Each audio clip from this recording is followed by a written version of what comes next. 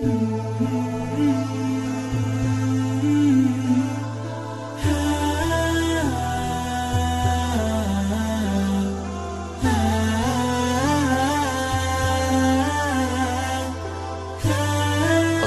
alaikum Rasulullah.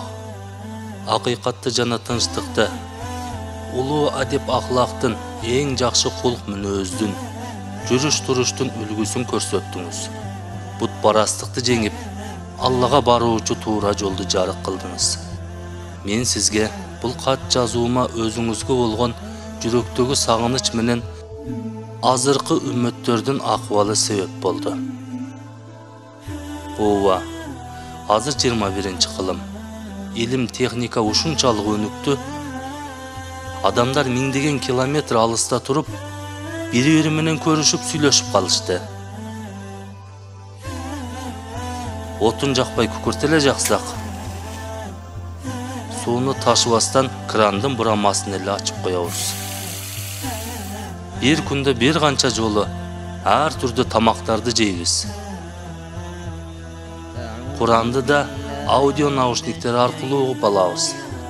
Ал да аят артынан аятты кайтарып угузат. Бул да баар эмес. Сиздердин учурда болбогон ушунчалык көп нерселер бар, бирок ушунчалык бактысызбыз. Бири-бирибизге акчабыз, убактыбыз жетпейт деп кайгырабыз. Азыбыз гана намаз окуйбуз. Көпчүлүгүбүз ага убакыт бөлө албайбыз. Кошуна колоң, жакын туугандарга да көңүл бөлбөй калдык. О Расулаллах, бизге ушунчалык жетишпей жатасыз.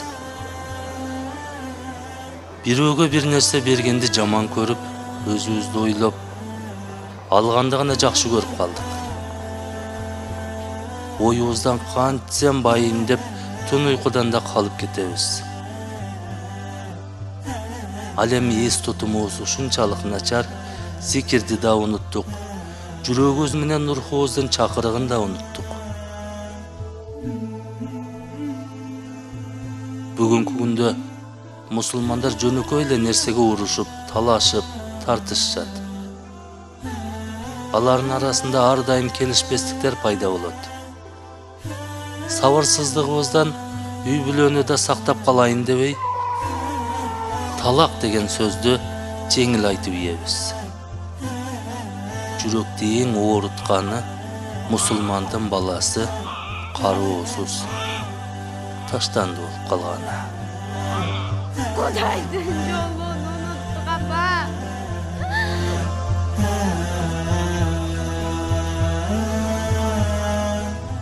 О Расулаллах, бизге ушунчалык жетишпей жатасыз.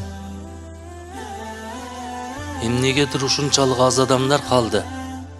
Жүрөктөрдү козгоп зикир чалып, Аллахты эстөө менен өзүнүн барлыгын сезген.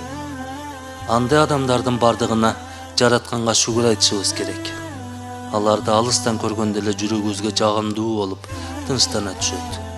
Бул устаздар өздөрүнүн насааттары менен биздин жүрөктөрдү нурлантып турат. Эгер Аллахтын каалоосу менен алар менен жакын таанышып, аларга шакирт болгонго насип этсе, анда бул жашообуз мааниге толот. Бул сиздин мураскорлоруңуз, о Расулаллах. Аллахым мындай мураскорлоруңуздун катарын көбөйтүп, баарыбызды өз пайгамбарын толук ээрчегендерден кылсын. Жараткандын ырайымы жана кечиримдүүлүгүнө ишенүү менен, о Расулаллах, сизге жазган катымды жыйынтыктасам. Алла Таала колдоп, күндөлүк турумубузда сүйүктүү пайгамбарыбыз Мухаммад саллаллаху алейхи вассаламды ээрчип, ал саллаллаху алейхи вассаламдын көркөм амалдарын ээрчип, өз Раббибизди ыраазы кылуучулардан кылсын.